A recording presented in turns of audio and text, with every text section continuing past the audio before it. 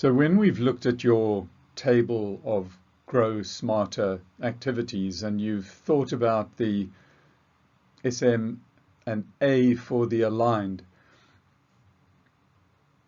some people would call that smart. They would say it means achievable and relevant. But for me, it's very clearly, is that goal aligned with all of your other objectives, your ambitions, your hopes and dreams, your values, your beliefs, etc. Now, when you're coaching other people at work, you're not going to go too far down the personal sense of motivations. But when we're talking here about doing this course and prioritizing your time, we want to look at two things in particular. But the one is to be sure that when you talk about this course and what you want to achieve, is it aligned with your overall objectives? But also just looking at the ABC, looking at the balance. When you talk about you're going to do this in an hour, then don't forget that there are also exercises you should do, can do, that you could do with people at work, that you could do with a family member or a friend, somebody in the community that you might already be loosely what could be termed coaching. And therefore, to get the most out of this course might take you 2 hours, 3 hours, some preparation to coach somebody, some kind of debriefing with them after coaching. You know, the only way that you learn coaching is by going out and doing it. So, is there room in your life right now to say, I've got 3 hours to invest in this coaching development? And do you have the 2 hours now to say, I'm going to get this thing done today, or I'm going to get it done on the weekend, and that gives me a little more time to do it and maintain balance in my life?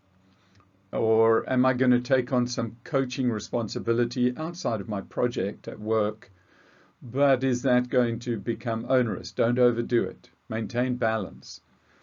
This is really important when you're coaching yourself about questioning how much time do you really have available, and you might have the time, but you might have to spread the duration over which you're doing it.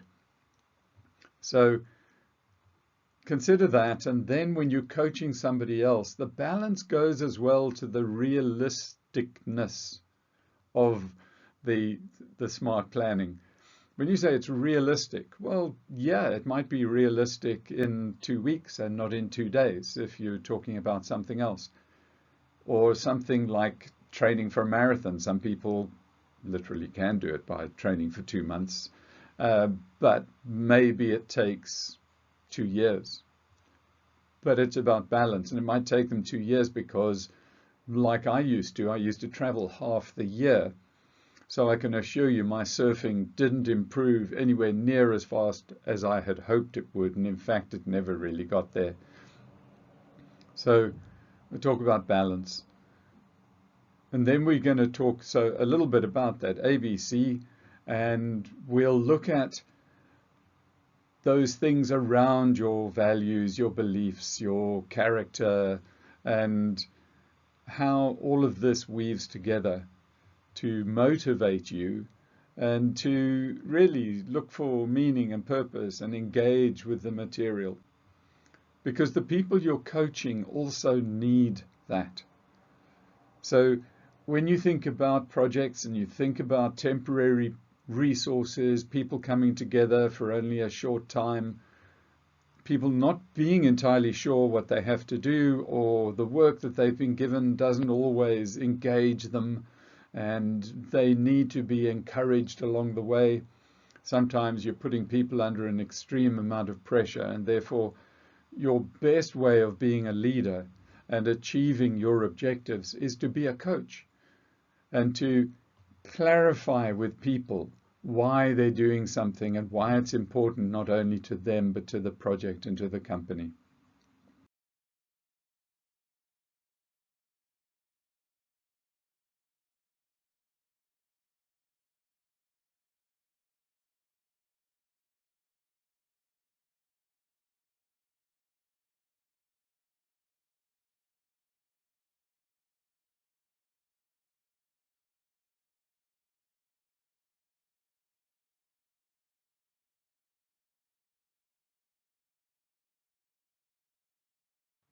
Have you ever been flattered into taking on a responsibility that you never should have? That as soon as you'd taken it on, you realized maybe that it was a mistake. Or in the first few weeks, you thought, yeah, I can get this right. This I can do. And somebody's come along with a need and their knowledge of you as to which buttons they might push in order to make it tempting for you. What I was told a long time ago in terms of making choices is that in your organization and in your community, you should in total have something like 3 options in terms of your career progression or your progression in life. And the reason being, you look across 3 different options in this environment that you know, and you're choosing that these 3 things, one way or another, align with what I believe. They align with who I am, with what I value, with my character, with my talents and my aptitudes. That the kind of work that I see there is the kind of work which I tend to know in the main energizes me and doesn't drain me. So that when one of those opportunities comes along, you can go, this is good. And the answer is very quickly yes. But when the 4th option comes in from outside, somebody who says, I have a plan for your life, rather than you have a plan for your life,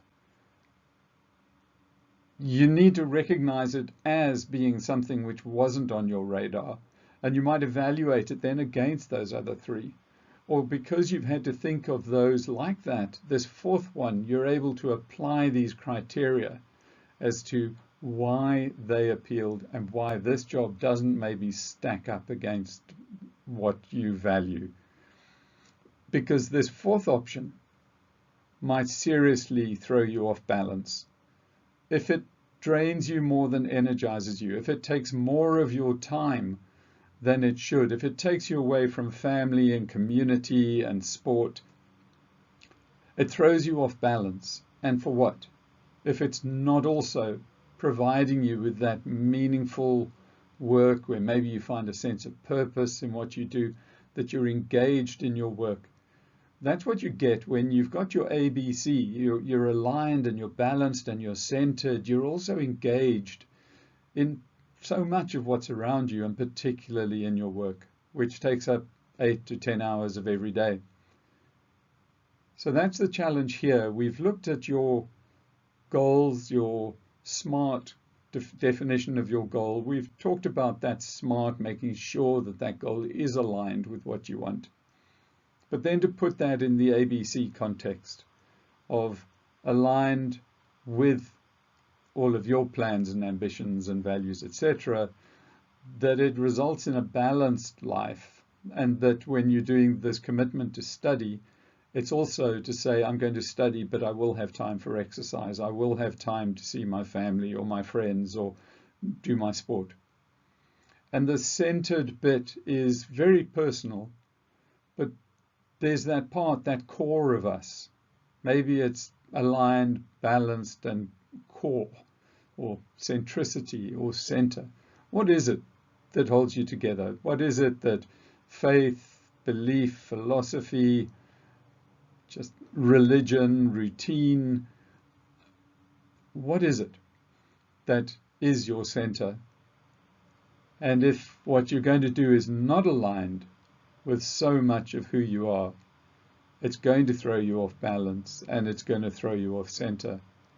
And that's my point about the setting of goals, that you set your goals now, but you help when you're coaching other people inside and outside of work, in your project team, in other project teams, in your stakeholders, in your board, where it's helping people think through things in this very structured goal, reality, options, will, specific, measurable, aligned, realistic, and time-boxed.